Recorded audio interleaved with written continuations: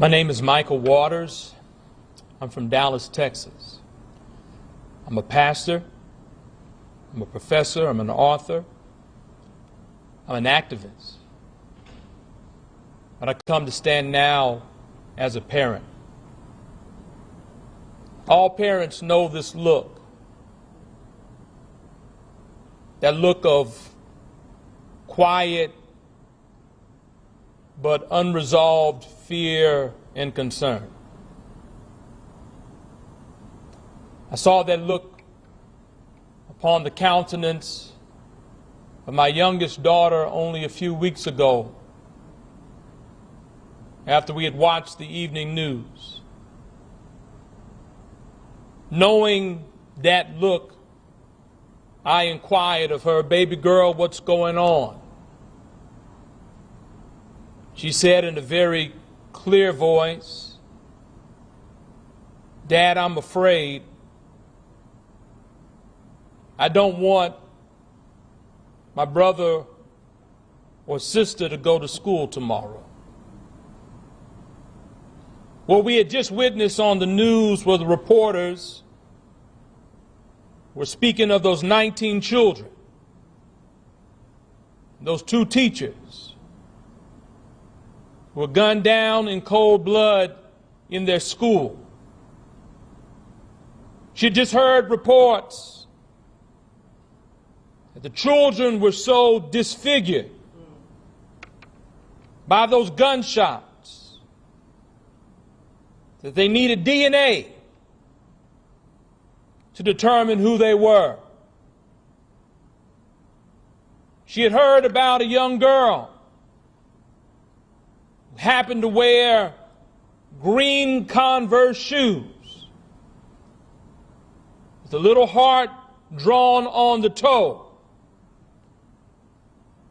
And that was the way that the parents could identify her body. You know, when we send women and men into warfare, we give them 2 dog tags.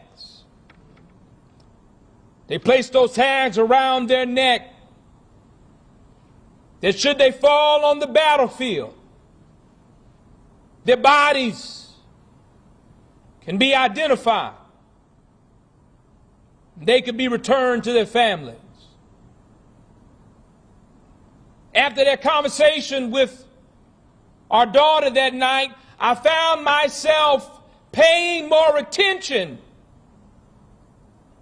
to the shoes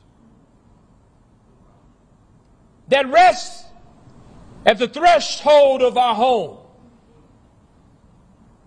I don't know that I've ever paid so much attention to shoes before, to become intimately acquainted with them, that should tragedy befall my family, I'd have a means of identifying my loved ones. It seems to me that elected officials right here on Capitol Hill have determined that it's okay to send our children into danger.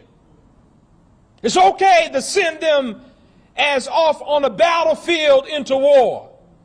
It's okay to send our elders into the grocery store, not sure if they'll come back with their lives intact. It's okay to send our loved ones to the movie theater unsure of whether they will return with their lives intact. It's okay to gather at our various houses of worship, maybe never to receive our loved ones again. I wonder if they've looked at the shoes adorning their family members' feet. I wonder if they've ever investigated those shoes to make sure that if tragedy were to befall their family,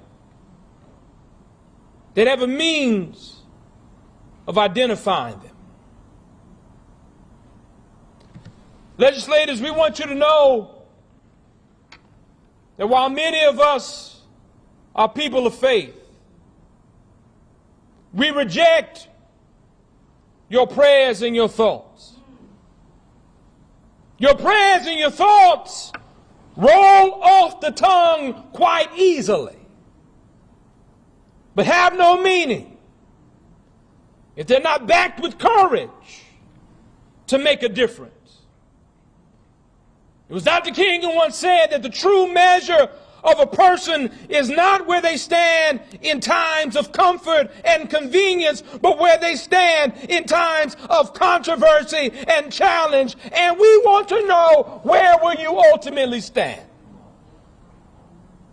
Are you okay with our entire nation being a battlefield? Are you okay with the countless parents identifying their children by their shoes? Are you okay with this battlefield we call America?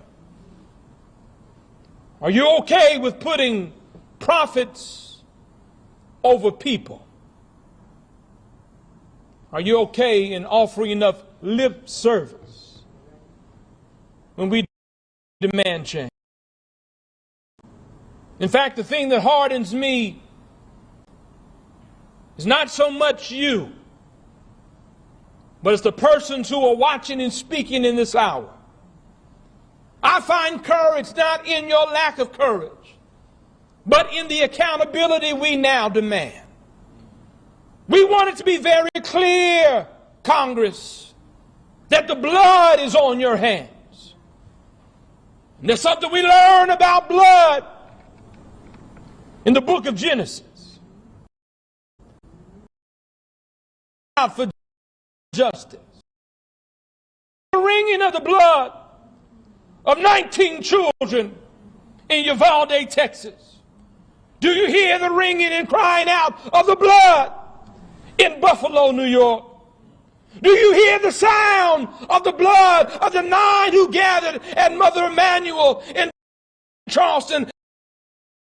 The blood crying out for justice. In every municipality, in every state, all across this nation, we will demand that you hear. We will demand that you bring change. And we won't stop showing up, and we won't stop fighting until justice rolls like waters and righteousness like a mighty stream. I must say that there were no words of consolation I could offer my daughter. I couldn't assure her that her siblings would be safe the next day. I can't assure her that her friends will never have violence visited upon them. I could not assure her at that moment that even you, legislature, would do what was necessary to change the laws. But the one thing I could assure is that I won't stop fighting until you do.